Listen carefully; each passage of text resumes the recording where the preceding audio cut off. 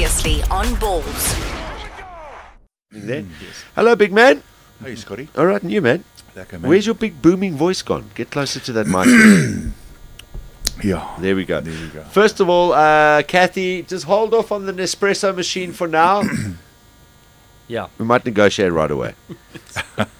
Second of all, I've got one in the boot, going for 2 for the price of 1. Really?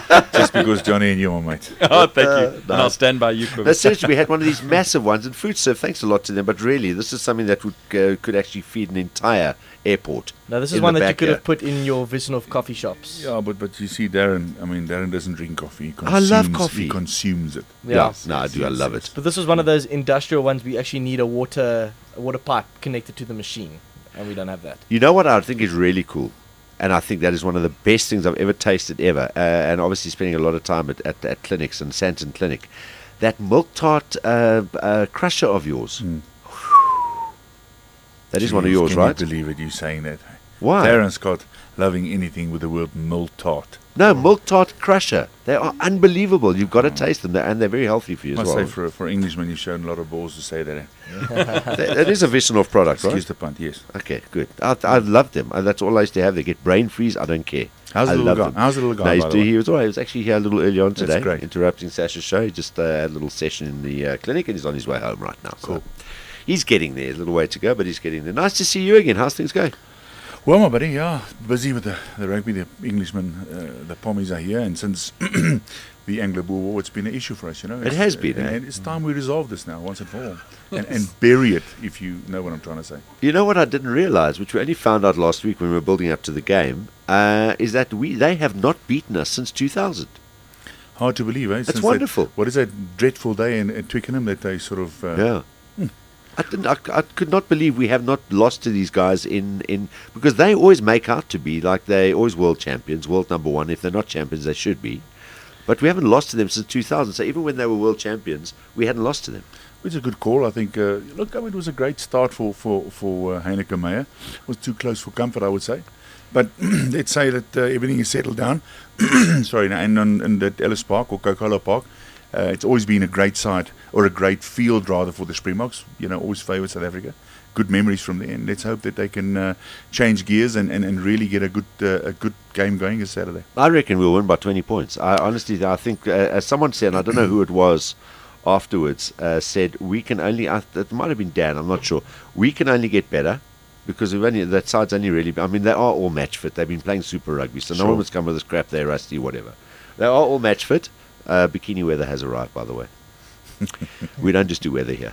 And they're all match fit, but the fact that they've, as a combination, particularly with the new combinations, we can only get better. Can they get better? I don't think so, to be honest. I mean, listen to their coach. He said that he thought they could have won that game, and they're going to up their game as well. So I don't know. You know, losing Barrett as well, which I think is a big blow for them. I think the combination in the midfield for them worked against South Africa with him out being a physical player. Who else are they going to put in there? If they can be better up front, they did match us quite well at the breakdown point. Give them credit, but otherwise, you know, I think if we get together and we see a few more balls going wide to the wing, JP Peterson got 2 or 3 balls. Would have loved to see him more. Banner back to his best form. It shows you he's hungry enough again. And if we get it through the hands, I think we're going to score some great tries. There we go. Now everything is answered. Finally, I've wondered what the secret was. JP's got 2 or 3 balls. That's what his secret is. You should get him on the show. We have had him on the show. Oh. Yeah.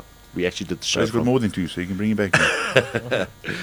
Because and you mentioned the rucks, maybe a concern. I think our only problem is this horrible. I don't know if it's just a Southern Hemisphere thing, where the guys get the ball, they go into the ruck, and then everyone stands around and leans on the ruck, and the scrum half starts leaving the ball line, looking at what he's going to do.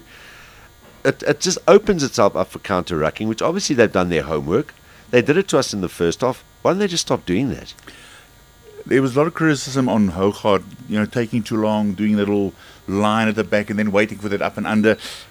Probably so. Hoogaard's a great player, but you can't compare it to Ruan Pienaar. I thought when Ruan came onto the field, much more flow, quicker ball out to Steyn.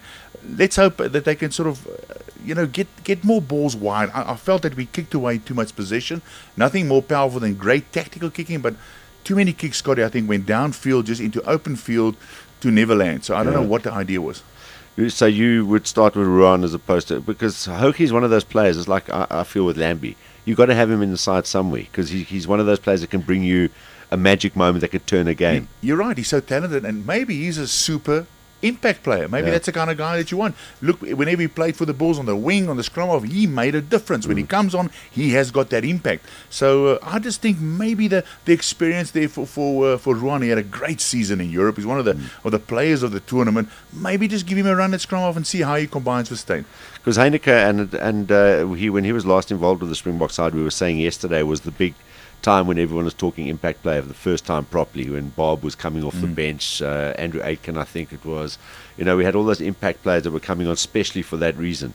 Heineke has made a point of saying he picks a bench for impact. That's his whole thing. So do you think that's a throwback to his time with the Boks before, when it worked so effectively for us when we won the Tri-Nations? Probably a fair call. I think everybody knows that players coming from the bench must be as good or even better than the guys on the field. They need to make a difference. That's why they're called impact players. When things aren't working on the field, and the guys you bring from the bench should change things around to make a difference, bring a bit more fire, a bit more flow, a bit more speed, whatever you want them to do, but they need to make a difference. In 95, just as an example, did you guys, your bench, was it impact or just filling a gap if someone got injured, or key areas? The times we understood the word impact is unpak. We pack your boots in, and then you go home. Woerfalomo, correct. Unpak. That's it. Unpak. That was it. There was Because that only came up in the late 90s suddenly. It's true. I think also because of the amount of games. Players don't play the full 80 minutes anymore. They play them for 50 minutes, and they bring somebody else on and give the guys a bit of a rest. So I think the toll is it's starting to take a toll on the guys. That they playing 50 games a season. It's crazy. Yeah. All right. You know what Kobus Wiese does? We're going to take a little bit of a gap now, get John Sport out the way, get Ross Skeet on the line as well on Skype. You're not in a rush, are you? A big rush? I'm always in a rush. Because now he's going to take a walk outside, wander outside. We've got like 5-10 minutes. He's going to go down to the canteen. By the time he comes back, they'll be putting Wissenhof machines and everything in there. That's how he operates. Doesn't mess around. Kobus Wiese, how many Wissenhofs have you got now? 48. 40. I thought there were more. 48, yeah. Everywhere you go, you see a Wissenhof. It's good business. It's done well for you. We've been blessed, Scotty. I love the trade. It's hard work, but nothing nicer than people saying, you've got a great store there, or a great cup of coffee, or a great meal, awesome. Or whatever. Love it. Darren, I once went into an Absa bank and I saw your whole thing was set up with there. It was absolutely amazing because it just made sense because everyone's so tense in a bank. Yeah. John withdrew 3 beans. Ross Skeet, nice guy, joining us from Durban before he heads off to Toulon to go and join Bakkie Sporter over there. Where did you play? Strasbourg and Carcassonne. Carcassonne near Toulouse, and Strasbourg right in the northeast on the German border. Very cold. When did you go after? Because you played 96 still, didn't you? Here? I was in. I went 3 times to Europe. I played in Italy, in Padova. We played against Ballz Visual, Gert Smal and Tito. That was early 90s then, and we wiped their behinds on that day. That's when you were only getting money there, not here. Correct. Yeah. Here we got a Goferke only. Yeah. in the boot or in your shoes after the game. From the notorious Wally Walters. Okay, I thought the doc actually, depending on how well you played, that's how much you got. Yeah. All right. And so you actually played against Nas over there, eh?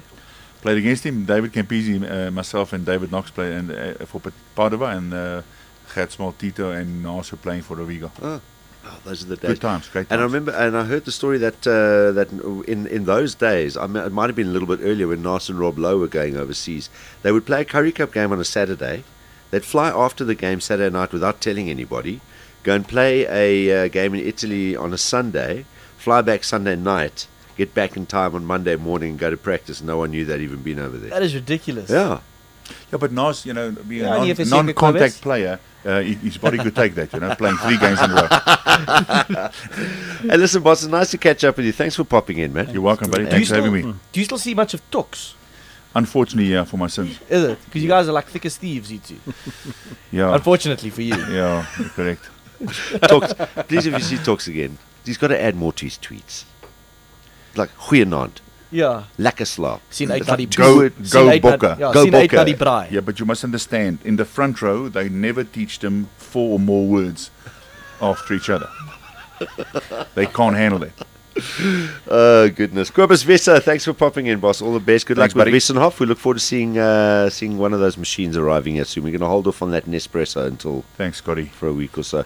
And good luck. Nice to watch you. And look out, catch you on Supersport this weekend. Thanks, buddy. You'll be at the stadium. Cheers, buddy. Kobus Wiese, 95 World Cup hero, good Transvaal boy as well, joining us at Ballz Visual Radio, and of course the man behind Wessenhof. Can he go all the way? I think he might. Brilliant! 2 p.m. to 6 p.m. Mondays to Fridays live on ballz.co.za.